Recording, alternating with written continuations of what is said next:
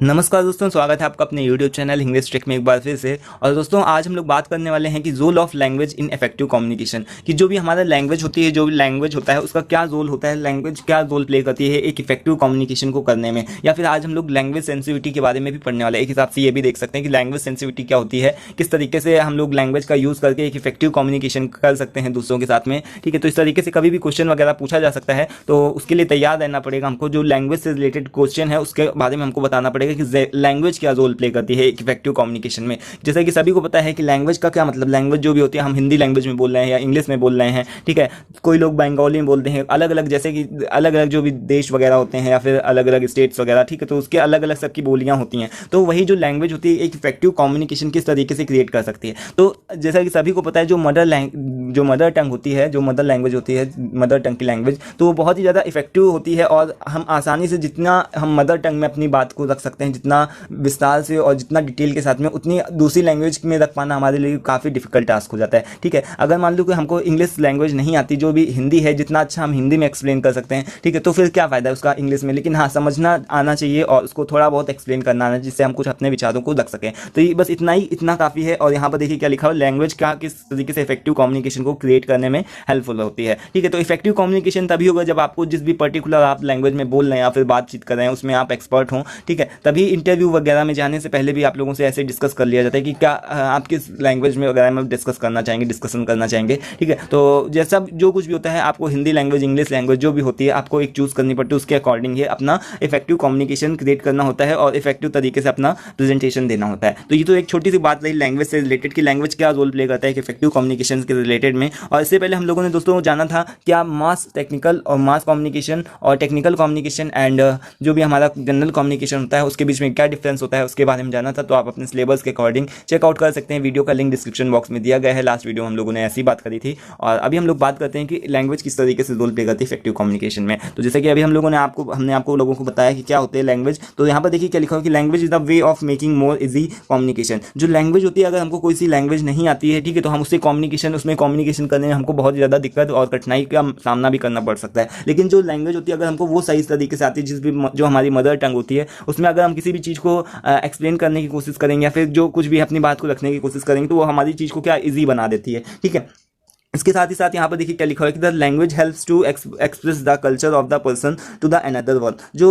Language होती है, क्या है लिखा हुआ है कि the language helps to express the culture of the person to the another one. जो कल्चर होता है उसको भी रिप्रेजेंट करती है कि आप किस कल्चर से बिलोंग्स करते हैं, कहाँ से बिलोंग्स करते हैं, ये भी लैंग्वेज बता सकती है। हो सकता है कि कोई एक अपना जो भी अपना उसका वेशभूषा हो उसको चेंज कर ले, ठीक है, लेकिन जो लैंग्वेज होती है उसको कहीं ना कहीं उसका बता ही रहती है कि कहीं ना कहीं से कि वो कहाँ से किस जगह से वो कौन से कल्चर से बिलोंग्स करता है। ठीक है, तो इंडियन कल्चर या फिर अमेरिकन कल्चर किस तरीके से बिलोंग्स करता है। जैसे कि हम भले ही बहुत ही मॉडर्न बन जाए, वो सब कुछ अच्छा है, ठीक है, इंग्लिश भी बोलने लगे, फ्लुएंट इंग्लिश बोले हैं, लेकिन जो अमेरिकन होते हैं उनकी स्टाइल में बात करना ये बहुत बहुत बहुत ज़्यादा डिफिकल्ट टास्क हो जाएगा। ठीक है, इम्पॉसिबल तो नहीं है, लेकिन हाँ बहुत ज़्यादा डिफिकल्ट टास्क, उसमें कई ज़्यादा दिन भी लग सकते हैं। ठीक है, तो ये जो लैंग्वेज होती है वो एक कल्चर को भी रिप्रेजेंट करती है कि कल्चर, हम किस कल्चर से बिलोंग्स करते हैं, ये भी चीज़ हमको बताती है। ठीक है, तो वन अनदर, फिर यहाँ पर क्या लिखा हो कि when a person communicates with another one, जब कम्युनिकेशन कोई एक व्यक्ति किसी दूसरे के साथ में करता है तो ये उसको रिप्रेजेंट कर देता है, कल्चर को बता देती है कि कहाँ से बिलोंग्स करता हुआ कोई सा भी व्यक्ति जो भी पर्टिकुलर है। ठीक है,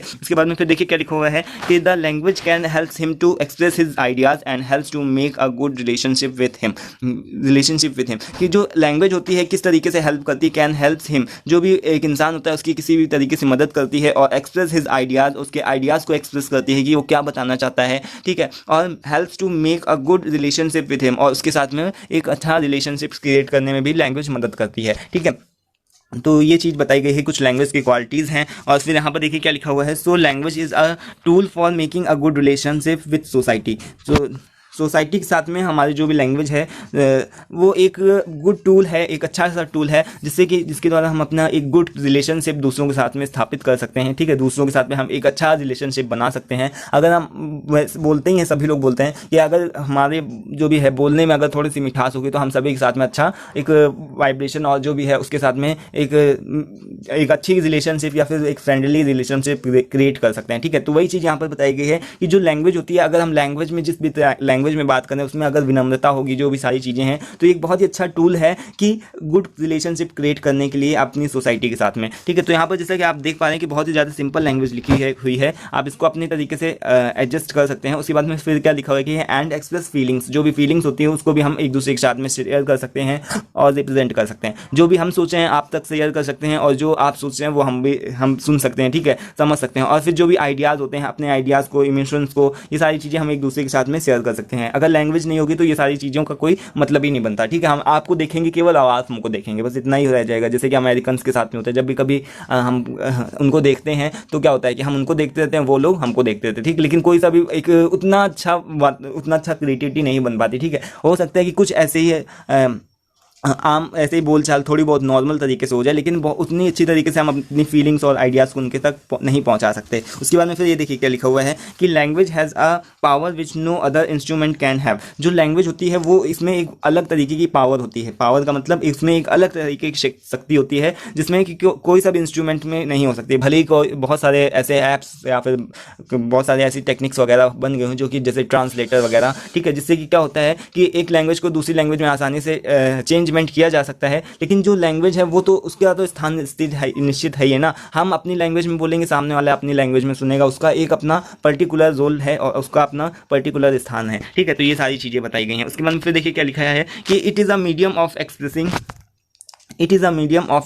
आवर व्यूज़। ये अगर लैंग्वेज नहीं होगी तो हम अपने व्यूज़ को, जो हमारी विचारधारा है, जो हम सोचते हैं, वो हम एक्सप्रेस नहीं कर सकते किसी के साथ में। ठीक है, अपने आइडियाज़ को एक्सप्रेस नहीं कर सकते टू अनदर, दूसरे लोगों के साथ में। Mother tongue makes language easier. जो मदर टंग होती है, जैसे कि जो हम जब से पैदा हुए तब से जो भी लैंग्वेज में, जिस भी लैंग्वेज में बात कर रहे हैं, तो हमारी जो भी मदर टंग होती है वो लैंग्वेज को क्या बना देती है, बहुत ही ज़्यादा ईजियर। ठीक है, तो हम उसमें उस लैंग्वेज के अपेक्षा, जो किसी दूसरी लैंग्वेज की अपेक्षा अपनी मदर टंग में बहुत ही अच्छी तरीके से और आराम से बात कर सकते हैं। फिर अभी चलते हैं नेक्स्ट पेज पर 10।